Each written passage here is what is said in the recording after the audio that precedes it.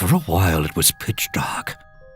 But then Storm saw large machines with blinking lights on them. Red and green and yellow and blue. Slowly, the car went forward. But Mum wasn't doing anything.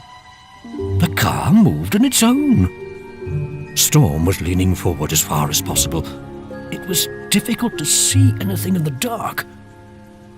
"I think they forgot to turn on the lights today," Mum said.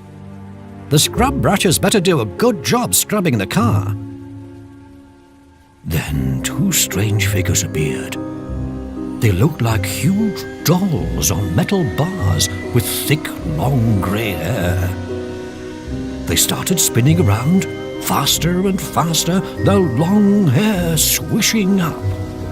Immediately afterwards, there was a hissing sound and the windows were covered in soap. Through the windshield, Storm could vaguely see the bouncy dolls moving to the side of the car as if they were dancing.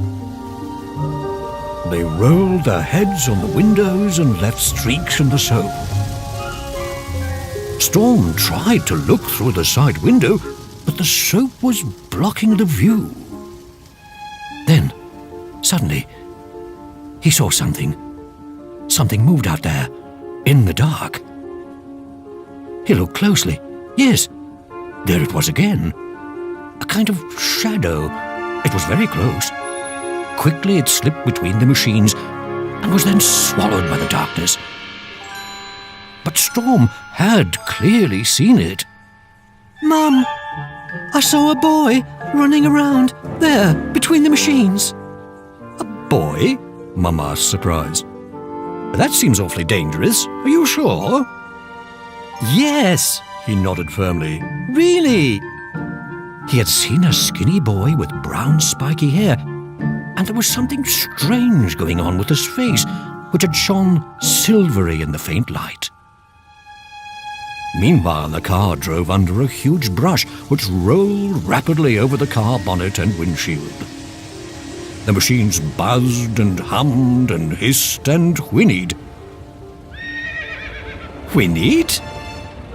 Storm's ears pricked up. Yes, there it was again. Whinnying. Very clearly.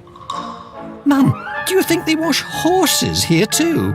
he asked, and pressed his nose against the window. "Horses?" Mum frowned. "I don't think so, darling.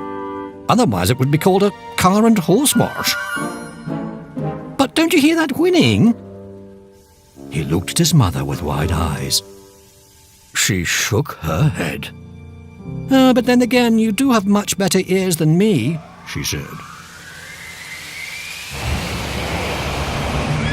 Suddenly all the soap was being sprayed forcefully from the windows. Startled, Storm nearly fell backwards, and at that moment he saw it. A horse. A horse with a rider on top of it, right next to their car. It was a big black horse with a shiny coat and wavy mane, and it proudly raised its head. But the rider who sat on top of the horse, he was the one that was really impressive.